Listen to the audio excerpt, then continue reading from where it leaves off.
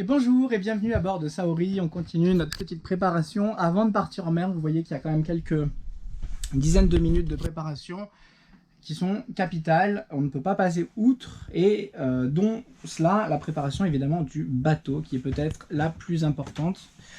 Donc pour ce faire, on se prend une checklist pour rien oublier. C'est toujours important de s'appuyer de checklist. C'est pas un problème, bien au contraire, ça permettra de rien oublier, de pouvoir rajouter des choses à chaque fois que vous pensez à d'autres choses, etc. Donc je vais vous refaire rapidement la liste. Je vais essayer de parler près. Je vais vous faire rapidement la liste de la préparation du bateau qui est faite systématiquement avant chaque navigation. J'entends beaucoup de personnes qui des fois ont la théorie, ont oui dire ce qu'il fallait faire, et c'est vrai que au final ça peut être fait genre une fois quand on revient sur son bateau, etc. Mais je vous le confirme, ça doit vraiment être fait systématiquement avant chaque départ en mer. Vous devez faire tout ce que je vais énumérer. Vous devez le faire impérativement avant chaque sortie en mer. Vous êtes équipier, vous voyez votre chef de bord, que ce soit ami, mari, n'importe quoi, ou quoi que ce soit, ou même un skipper de location, même un skipper en location.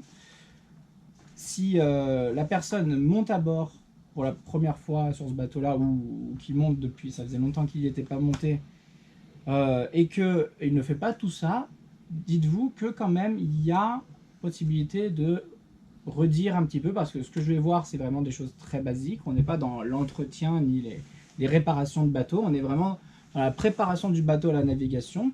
Ça peut paraître simple ce que je vais dire, etc. et plein de sens, plein de bon sens, mais ça doit être quand même fait rigoureusement. Donc la première chose, au niveau de la préparation, ça c'est l'armement. Donc une fois que le bateau évidemment est armé, parce que moi c'est vrai que là j'en parle pas parce que je suis sur mon bateau et que je connais l'armement de mon bateau, mais par contre si vous montez sur un bateau, par exemple bateau de location ou bateau de quelqu'un, bateau d'un ami, pensez à vous-même d'un œil comme ça, vérifiez si l'équipement de côtier minimal, légal, est à bord. C'est important, même sur un Zodiac, il y a des spécificités pour certains bateaux, etc. Mais ça doit être respecté à chaque fois. Donc je ne vous le lis pas parce que vous devez le connaître par cœur, mais vous voyez qu'il y en a quand même une page en côtier et une demi-page en hauturier. Donc c'est le strict minimum, mais vous devez déjà savoir si c'est présent à bord. On reparlera après du briefing de l'équipage, mais pour l'instant vous devez juste d'un œil faire le tour du bateau et vérifier que au moins il y ait les extincteurs, les feux et la bouée fer à cheval, etc., etc., etc. Donc tout ça c'est important. C'est au niveau de l'armement du bateau. Légalement le capitaine de toute façon doit tout avoir avant de partir en mer. Donc je mets ça de côté. Mais je vous le dis quand même, pensez à vérifier parce que des fois il manque des choses et qu'on y a pensé un jour, on n'y pense plus, on a oublié, on a fait une croix dessus ou je ne sais quoi, je ne sais quelle raison, mais ça n'est pas à bord. Et donc si ça n'est pas à bord, eh ben, vous en tant qu'équipier, on ne vous mettra pas d'amende, mais le chef de bord on peut lui mettre une amende, et la pire des amendes c'est l'accident, d'accord, et de ne pas avoir le bon matériel adapté en cas de problème. Ça c'est vraiment la pire des amendes et elle n'a pas de prix. Donc du coup au niveau de la préparation du bateau, on va commencer. Je sais que je vous ai déjà lu cette liste plusieurs fois pour ceux qui me connaissent bien. Au final, pour discuter pas mal avec des gens, pour discuter un peu avec des voisins, des choses comme ça, je me rends compte que c'est su, mais ce n'est pas appliqué. Donc du coup, la plupart connaissent, et fort heureusement, parce que vous allez voir que c'est assez simple. La plupart connaissent, mais c'est pas forcément appliqué rigoureusement avant chaque départ. Voilà. Donc on va commencer très simplement. Le couteau, un couteau qui coupe à portée de main avec son fourreau, etc. Un vrai couteau de plongée ou pour couper des amarres et des écoutes. Donc quelque chose quand même adapté. Donc un couteau et à portée de main. Un démanilleur ou une pince plate, pas obligé, mais si une manille est coincée, il faut pouvoir la libérer. Vérifier le matossage à bord du bateau. Donc ça, c'est peut-être le dernier truc qu'on fait parce qu'on a toujours des trucs, etc. C'est un peu ce qu'on fait, pas à la dernière minute, on prépare. Moi, ce que je fais, c'est que je prépare un pré-matossage la veille. Mais après, vu qu'on va se coucher, qu'on scie, on a les ordinateurs, les choses, les trucs, etc. Les chargeurs, tout est en train de charger et tout, donc vous pouvez pas tout matosser comme quand vous allez partir en navigation. Donc du coup, un matossage la veille où vous préparez le bateau au niveau des valises, etc., de tout bien mettre en place pour pas que ça bouge, et après un matossage final une heure avant le départ pour justement faire en sorte que rien ne se balade une fois en mer. Le plein d'eau, donc le plein d'eau, moi aujourd'hui j'ai 3 litres d'eau pour 2 heures de navigation, plus de l'eau dans le bateau, donc ça devrait être suffisant. Après, charger les batteries, donc il faut bien vérifier la veille, si possible, que le chargeur de batterie au niveau du tableau électrique est bien activé, et être sûr qu'au moins vérifier la tension de vos batteries d'une manière ou d'une autre. Donc ça c'est primordial aussi, et ça doit être fait à chaque navigation. Donc si votre capitaine monte à bord et ne vérifie pas par exemple ce genre d'éléments, ça peut être reproché, parce que si au final les batteries elles se sont vidées pour une raison X ou Y pendant son absence, et qu'il y a juste assez par miracle pour que ça démarre et que ça soit inaperçu, et qu'après après il y a l'alternateur qui recharge, etc. Mais pour une raison X ou Y, bah, vous n'avez plus assez de batterie pour les instruments et tout, si vous avez une batterie de servitude ou quoi, ça peut être embêtant, d'accord? Donc du coup c'est important de vérifier cela. L'avitaillement, un avitaillement correct et adapté à votre navigation. Donc aujourd'hui on parle d'un sandwich, une banane et un petit peu de chocolat. Sur une plus longue navigation, on va préparer un vrai avitaillement adapté à quelques jours de nav, etc. S'il y a des mouillages, s'il y a des choses comme ça.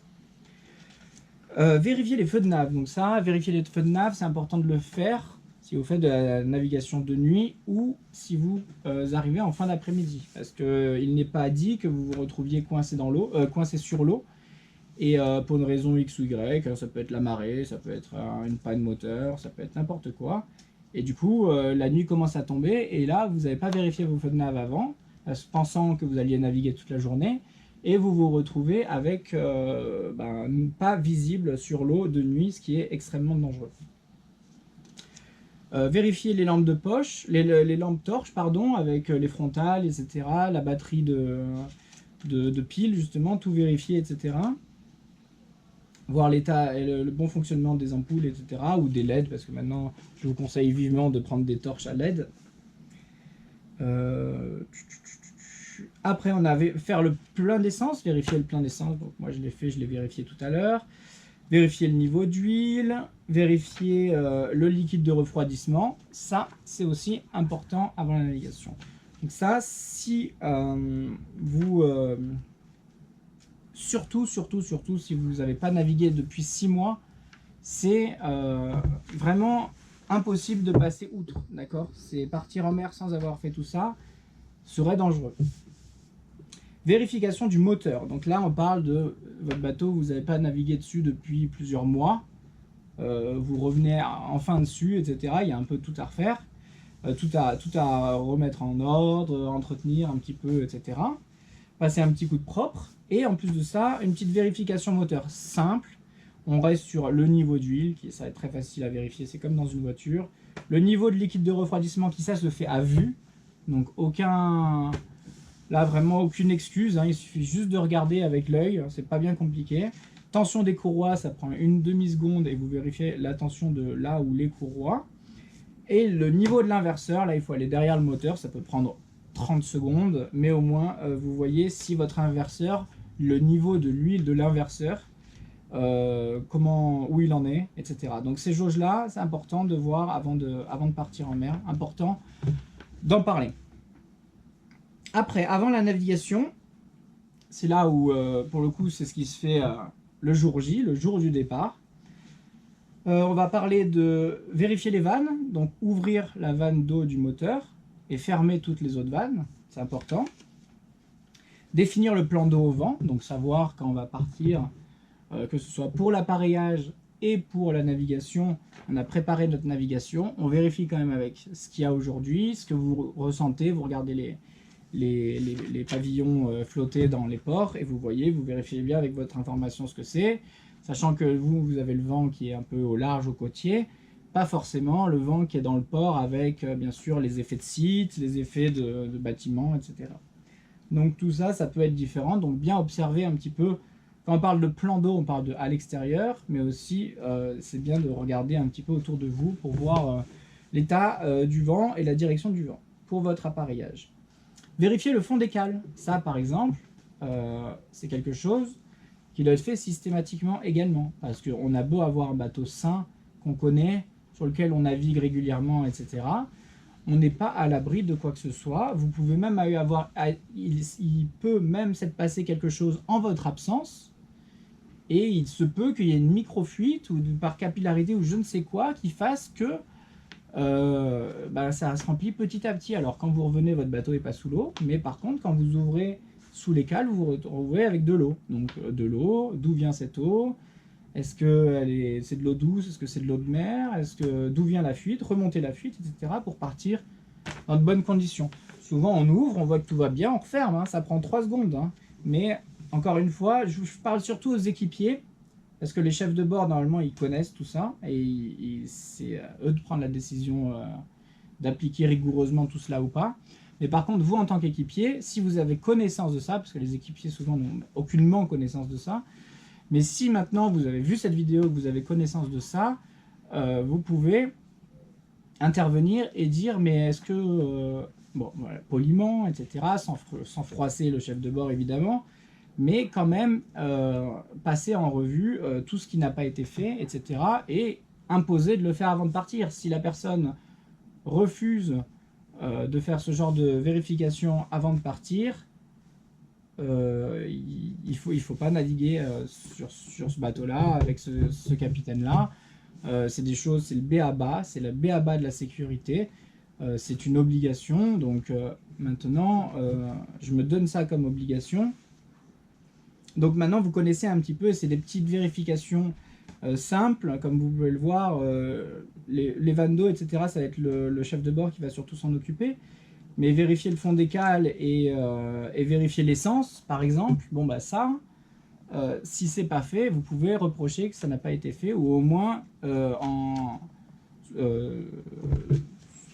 en parler et dire que vous ne partirez pas si le bateau il n'y a pas eu toute la vérification adaptée. Moi, je n'aurais aucun problème de dire ça en tant qu'équipier.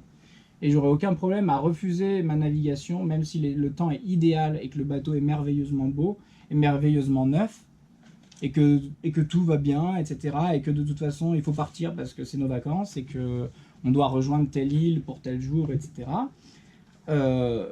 Moi, ça ne me dérangerait pas de refuser, de revoir un peu autrement, faire autre chose, etc. Si tout n'est pas vérifié, parce que c'est la mer, parce que vous partez sur un bateau que vous-même, en tant qu'équipier, vous ne connaissez pas. Le chef de bord, il a beau connaître son bateau par cœur, normalement, il est probable qu'il soit moins rigoureux, et du coup, ne faites pas confiance à ce que un chef de bord, s'il n'a pas fait en tout cas cela. Je ne demande pas à ce qu'il soit dans son carnet et qu'il vous le prouve par A plus B qu'il a tout fait, etc.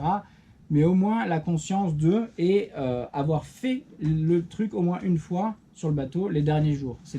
Voilà, on ne demande pas de tout connaître, on ne demande pas de la théorie, on demande vraiment de l'exécutif, c'est-à-dire on demande vraiment que ce soit fait et que ce ne soit pas juste noté dans un carnet sur une checklist, et que ce soit fait vraiment rigoureusement. Et comme vous pouvez le voir, c'est que des trucs qui prennent quelques secondes à faire, hein. Donc on ne parle pas de délayer la navigation de quelques heures pour rechecker intégralement tout le bateau. On parle de choses simples. Vérifier l'essence, hublot équipé fermé, donc ce qui est placard et fenêtre, hein, pour ceux qui connaissent pas le jargon. Donc on parle de hublot et d'équipé. Vanne fermée. Après, il y a toute la préparation extérieure du bateau avec l'embelle, si besoin, les pare-battes, les drisses, le taux de GV, dépriser, enlever les caches des instruments, vérifier les instruments de navigation, installer les écoutes de génoise si elles ne sont pas en place, mise en place du pilote auto s'il y a besoin, mise en place de l'écoute de GV, ouvrir la vanne d'eau moteur, je le redis encore une fois, activer la batterie moteur, ranger la porte, définir une stratégie d'appareillage cette fois, sortir la manivelle de winch, moi j'ai mis aussi préparer le cunningham si besoin, préparer la retenue de baume et sortir le stick de barre. Voilà. Vous pouvez en rajouter, vous pouvez en enlever si votre bateau n'a pas ces options-là, mais vous ne pouvez pas passer à côté de cela. Voilà. C'est important de bien prendre en compte que tout cela est inévitable. Bon, il y a des choses assez simples, tout ce qui est préparation extérieure du bateau, évidemment, si le palan de GV il n'est pas accroché et qu'il n'y a pas de pilote auto mis en place, bon, c'est des choses, on s'en rend compte très vite. Mais il y a des choses un peu plus subtiles, par exemple, sortir la manivelle de winch, alors ça a beaucoup moins d'impact au niveau de la sécurité. Si vous ne l'avez pas, c'est pas très grave, si vous ne l'avez pas sorti, c'est pas dangereux pour votre équipage. Par contre, vous pouvez vous retrouver dans une situation où vous vous retrouvez face au vent, le bateau qui tape, les gens qui, eux, n'ont pas navigué depuis longtemps ou peu dans leur vie, se retrouvent un peu chahutés parce que vous êtes face au vent et que ça tape dans les vagues, ce qui est normal. Si votre hissage de grand voile est fait au millimètre, ça va durer quelques secondes, quelques dizaines de secondes. Par contre, si au moment d'arriver en tête et que vous voyez que ça commence à forcer, etc., et vous vous dites « Ah, il faut que je winch », ce qui est normal, et que vous vous rendez compte que là, il n'y a pas la manivelle de winch, malheureusement, et bah, du coup, il va falloir redescendre dans le bateau, aller chercher la manivelle, remonter, etc. Et pendant 30 secondes, ben, les gens, ils étaient à bord, dans un bateau qui fait comme ça, et qui fait comme ça, et avec la baume qui passe au-dessus de leur tête, vous à l'intérieur, sans pouvoir surveiller que personne ne se prend ni la baume, ni le palan, ni quoi que ce soit, la voile qui fait flap, flap, flap, flap pendant 3 minutes. Donc, voilà, pour une petite ligne, pour un petit check, et ben, vous gagnez des situations voilà, qui est comme ça, qui peuvent être nombreuses, mais avec une bonne préparation, une bonne anticipation, tout cela ne sera pas. Voilà. Donc du coup, vous pouvez partir en toute sérénité. Je vous laisse là-dessus et je vous retrouve tout de suite. Donc j'espère que les mots que j'utilise sont bien choisis, au bon niveau, etc. J'espère ne pas trop brusquer les gens. Par contre, il y a vraiment une volonté de ma part de vous dire que ces choses-là doivent être imposées et que ce n'est pas juste la théorie ou une option ou quelque chose à faire une fois et après c'est bon. Voilà. Ça peut être vu comme ça, mais ça ne l'est pas. C'est important pour vous, pour vos équipiers, pour les bateaux aux alentours, etc. Voilà. Je vous embrasse, merci d'avoir suivi. J'espère que ça vous a intéressé. J'espère que vous pouvez prendre des notes sur tout ce que j'ai dit, sur ma checklist, etc. Essayez de recopier à votre sauce une de mes checklists afin de justement préparer vos navigations sans avoir de légers oublis. Voilà, je vous retrouve tout de suite. Merci d'avoir suivi, à bientôt.